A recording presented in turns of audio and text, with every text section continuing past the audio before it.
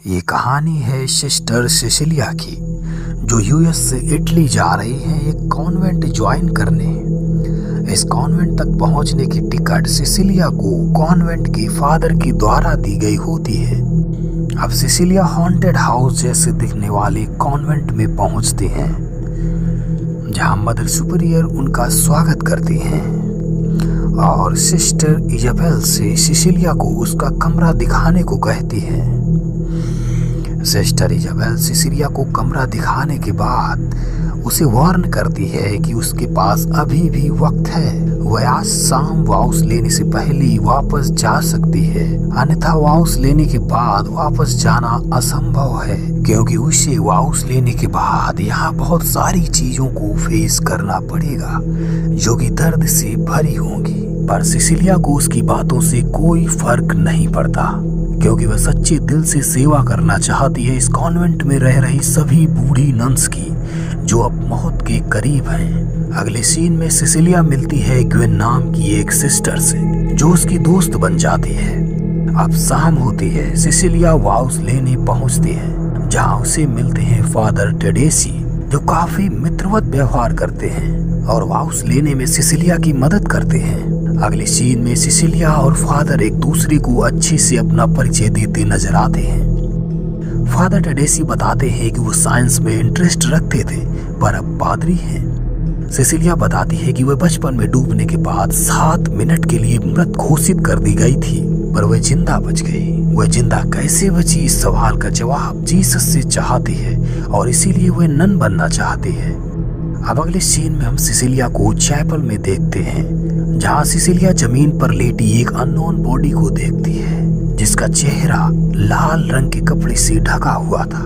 Sicilia उससे कुछ पूछने ही वाली थी कि तभी अचानक से मदर सुपीरियर पीछे से उसके कंधे पर हाथ रखती है। सिसिलिया डर जाती है। अब मदर सुपीरियर उसे एक जगह ले जाते हैं और जंग लगी एक कील पकड़ाती है। शायद ये वही कील होती है जो जीसस के शरीर में ठोकी गई थी। कील पकड़ते ही सिसिलिया बेहोश हो जाती है। अब जब उसकी आंख खुलती है तो वह अपने आप को एक कन्फेस रूम में पाती है, जहां वही रेड मास्क वाली बॉडी जिसे मारने वाली होती है। लेकिन ये भी महज एक सपना था। अब सिसिलिया डर से जग जाती है और अगले सीन में हम उसे बूढ़ी नन्स की सेवा के तौर तरीके सीखते हुए देखते हैं। अगली रात होती है और सिसिलिया सो जाती है। सोते वक्त अचानक एक बूढ़ी नन सिसिलिया के कुछ बाल काट लेती है। सिसिलिया डर से जग जाती है और नन की इस हरकत को इग्नोर करते हुए वह उस बूढ़ी नन को उसकी बिस्तर तक लेटाने चली जाती है। उसको लेटाने के बाद सिसिलिया नोटिस करती है कि उस नन के पैर में एक क्रॉस का सिंबल होता है। अब अगली सुबह होती है और नहाते वक्त सिसिलिया को उल्टी होने लगती है। वह अपना चेकअप वहीं के एक डॉक्टर गैलो से करवाती है और उसके थोड़ी ही देर बाद सिसिलिया को मदर सुपीरियर द्वारा एक कमरे में बुलाया जाता है। उस कमरे में मदर सुपीरियर के अलावा फादर टेडेसी और अन्य 2 सुपीरियर लोग मौजूद होते हैं। वे सारे लोग अत्यंत क्रोधित नजर आ रहे थे।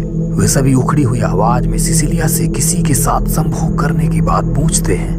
वे सब बार बार सिसिलिया से एक ही सवाल पूछ रहे थे कि क्या तुमने पिछले कुछ दिनों में किसी के साथ संभोग किया है। सिसिलिया बताती है कि वह वर्जिन है। सारे लोग आश्चर्यचकित हो जाते हैं, क्योंकि सिसिलिया प्रेग्नेंट थी। सिसिलिया को खुद ये बात समझ नहीं आती कि आखिर बिना सेक्स के वह प्रेग्नेंट कैसे हो गई। अब सारे लोग इसे एक मिरेकल बताते हैं और सिसिलिया के पेट में पल रहे बच्चे को गॉड का अगला मैसेंजर कहते हैं। इसी बच्चे की वजह से सिसिलिया को प्रिंसेस की तरह ट्रीट किया जाने लगता है। पर सिसिलिया इस मिरेकल वाली बात से बिल्कुल भी संतुष्ट नहीं थी।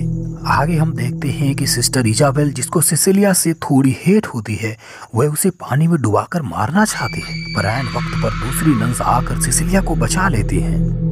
अब सिसिलिया अपने बच्चे को लेकर काफी चिंतित होती है और वह असली हॉस्पिटल जाने को कहती है, पर तब उसे फादर टेडेसी द्वारा समझा बुझाकर यहीं पर रोक लिया जाता है और उसे आश्वासन दिया जाता है कि आगे से उसके साथ कोई भी दुर्घटना नहीं होगी। इस सीन के ठीक बाद हम देखते हैं कि इजाबेल कॉन्वेंट की छत से सीधे नीचे गिरती है।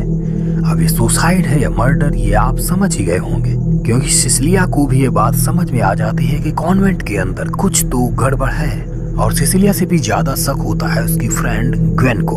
और इसी गुस्से में ग्वेन एक दिन चिल्लाकर फादर और वहाँ के सभी सीनियर्स पर आरोप लगाती है कि यहाँ कुछ तो गड़बड़ है। उसकी इस हरकत की वजह से ग्वेन को पकड़कर कहीं ले जाया जाता है।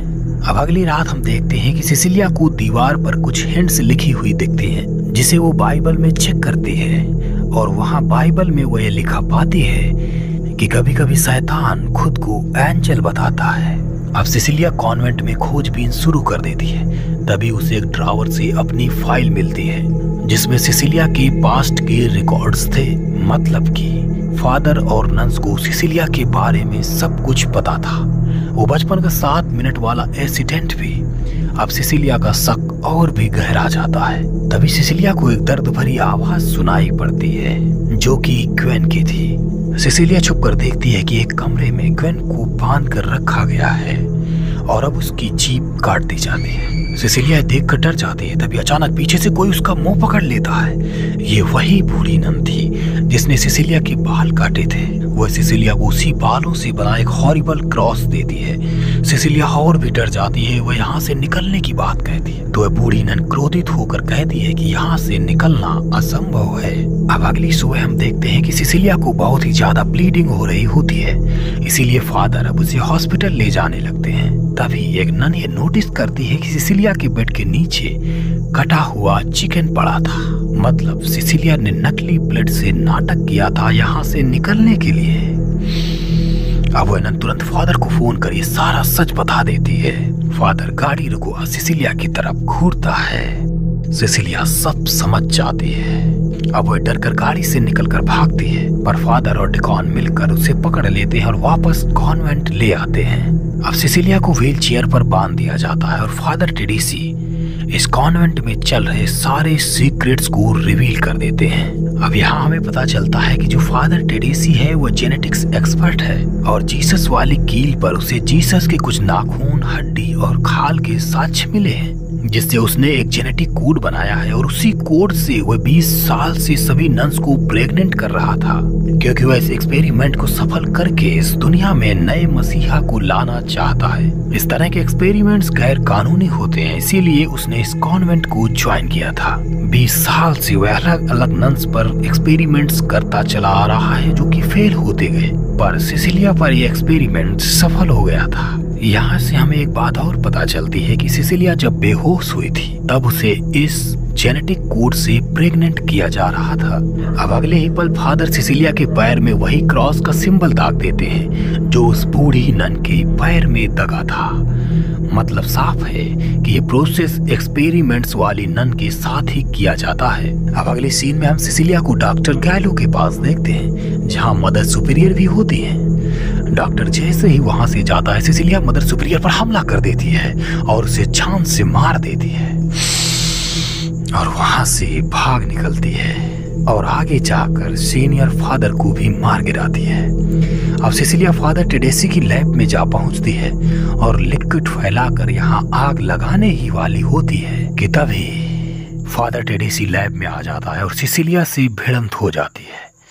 जैसे तैसे सिसिलिया फादर को उसी लैब में बंद करके आग लगा देती है, पर फादर बच निकलता है और सिसिलिया का पीछा करता है। सिसिलिया एक सीक्रेट टनल के अंदर भागती है जहाँ बहुत ही घनघोर अंधेरा होता है। तभी उसे वहाँ अचानक से ग्वेन की डेड बॉडी मिल जाती है। मतलब कि मारी गई सभी नन्स को इसी सीक्रेट टनल में रखा जाता था। अब अगले पल सिसिलिया को बाहर का रास्ता दिखता है। सिसिलिया बाहर निकलने ही वाली होती है कि तभी पीछे से फादर टेडेसी उसका पैर पकड़कर सुरंग में वापस खींच लेता है। अब दोनों के बीच झड़प होती है और फादर ब्रूटल तरीके से सिसिलिया का पेट फाड़कर बच्चा निकालने की कोशिश करता है, लेकिन सिसिलिया हिम्मत दिखाती है और जीसस वाली उसी कील से फादर को मार गिराती है। अब सिसिलिया इस टनल से बाहर निकलती है जो कि कॉन्वेंट से बाहर जंगल में किसी जगह पर है। राहत की बात यह है कि वह इस कॉन्वेंट रूपी जेल से आजाद है और अब एक भयानक चीख के साथ सिसिलिया एक बच्चे को जन्म देती है। पर हैरानी की बात ये कि उस बच्चे को देखकर सिसिलिया डरी हुई थी। हालांकि बच्चे की शक्ल तो नहीं दिखाई जाती, पर उसकी आवाज अब नॉर्मल थी। और अब होती एक अनएक्सपेक्टेड चीज, सिसिलिया पास रखा एक पत्थर उठाती और बच्चे पर दे मारती। मूवी खत्म। वैसे बच्चे को मरा हुआ दिखाया नहीं जाता और ना ही पत्थर पड़ते दिखाया जाता है, बस मरने की एक आवाज सुनाई जाती है। तो ये थी मूवी इमैकुलेट की कहानी। इस मूवी को IMDb पर 5.8 आउट ऑफ 10 की रेटिंग मिली है। तो सभी भाइयों से निवेदन है कि वीडियो को लाइक करके अपना सपोर्ट जरूर दिखाएं और मेरी एक्सप्लेनेशन के तरीके को आप कमेंट सेक्शन में 10 में से जितनी आपको सही लगे वो रेटिंग जरूर दे दीजिएगा। फिर मिलते हैं अगली वीडियो में किसी और नई हॉरर मूवी के साथ। तब तक के लिए गुड बाय।